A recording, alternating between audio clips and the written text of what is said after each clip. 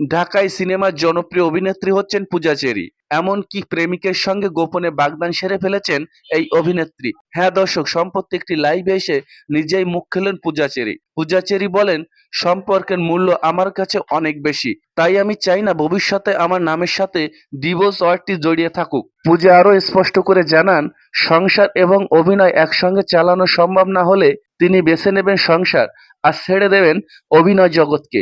পূজার মতে কেরিয়ারের থেকে জীবনসঙ্গীর গুরুত্ব তার কাছে অনেক বেশি। বিয়ের বিষয়ে পূজাকে জিজ্ঞাসা করা হলে তিনি জানান, মানসিকভাবে পুরোপুরি প্রস্তুত হলে তিনি বিয়ে করবেন। এরই মধ্যে পারিবারিকভাবে সব আয়োজন চলছে বলে জানান পূজা। বাগদত্তাকে নিয়ে কথা বলতে গেলে ও খুব সাপোর্টেড পারসন। অভিনয় জগতে কাজ করব কি করব না এই সিদ্ধান্তকে পুরোপুরিভাবে আমার উপর ছেড়ে দিয়েছে। রূপালী পর্দার যাত্রা শুরু হয়েছিল জর্জ মাল্টিমিডিয়ার কর্ণধার আব্দুল আজিজের হাত ধরে।